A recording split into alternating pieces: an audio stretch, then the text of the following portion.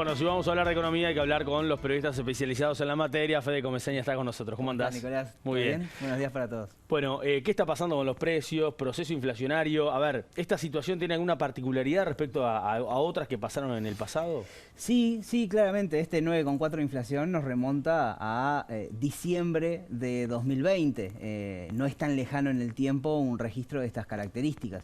Quizás la diferencia es que ahora la suba es generalizada en el componente de la canasta que más salta a la vista. Exacto. No es lo mismo que afecte a ese componente de donde la gente consume con una frecuencia muy baja respecto a otro componente como el actual, que es el que está en la góndola del supermercado, el que se ve todos los días y sobre todo concentrado en alimentación.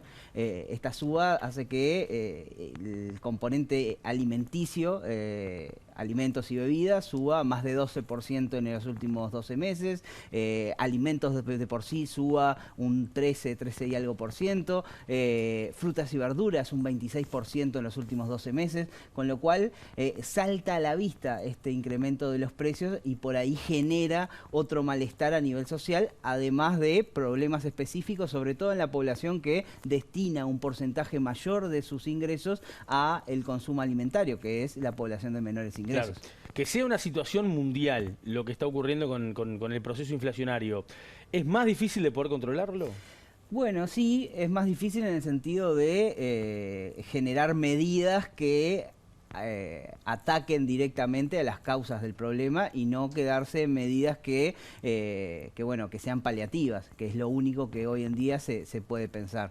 Esto también, al estar concentrado a nivel de una causa que tiene que ver sobre todo con la guerra en Ucrania y cómo eso afectó las cadenas logísticas a nivel mundial y sobre todo lo que tiene que ver con la cadena alimenticia, no solo a nivel de precios en los mercados de commodities, sino también lo que tiene que ver con insumos para el agro y costos de transporte, y eso repercute a nivel global. Sobre eso no se puede hacer nada. Lo que se espera es que eso dure por lo menos hasta mitades de año o incluso lo que resta del año, pero no es es más bien un salto de nivel en el precio y no tanto un proceso de aumento sostenido a nivel de los precios, con lo cual es algo que va a haber que pasar y que puede llegar a tener consecuencias, sobre todo, como decíamos, en población de menores ingresos,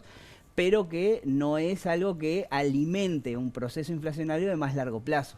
Los analistas esperan que este año la inflación cierre en el entorno de un 8%, quizás ahora corrijan un poco más con el último dato de inflación, que estuvo por encima de las expectativas, pero nadie prevé una inflación sostenida en este entorno, 9-10%. Sí hay riesgo de que en los próximos meses circunstancialmente se supere la barrera de los 2 dígitos. Entonces, el gobierno anunció algunas medidas para tratar de mitigar esta situación.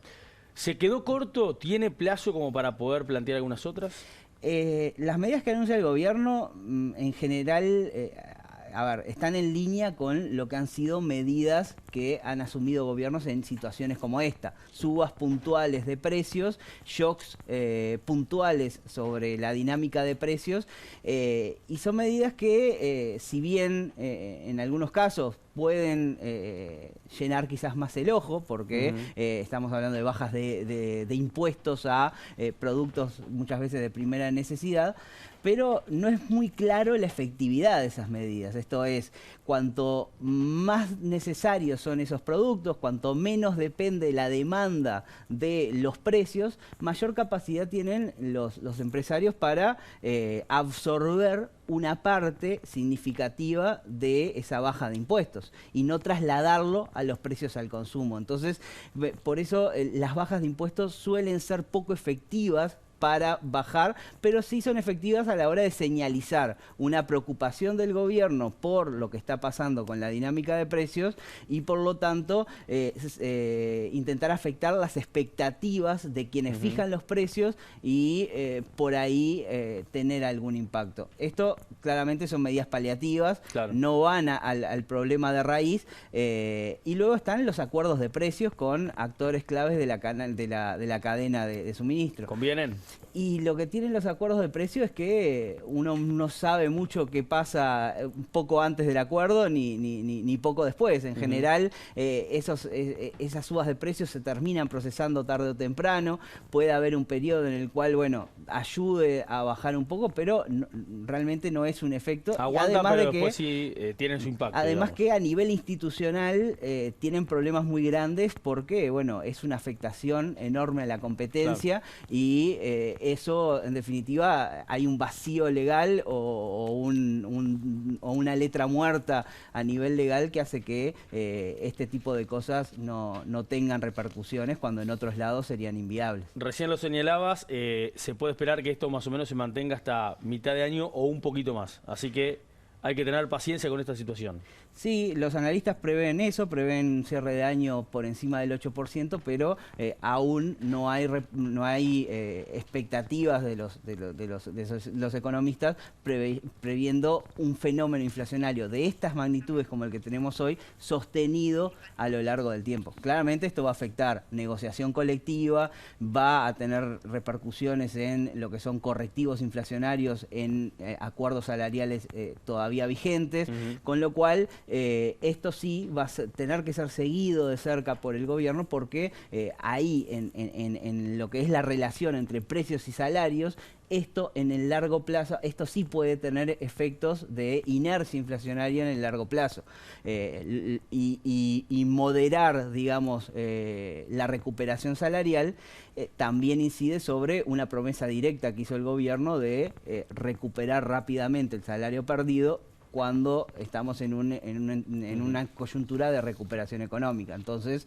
bueno, entran a pesar también prioridades de política y cómo el gobierno va a lidiar con sus objetivos de corto plazo, donde tiene un capital político depositado, y las necesidades de largo plazo del país de sostener niveles de inflación más moderados y, por lo tanto, no afectar sobre todo a los hogares de menores ingresos. Gracias, Fede, como siempre, un gusto. Que pasen bien, hasta luego.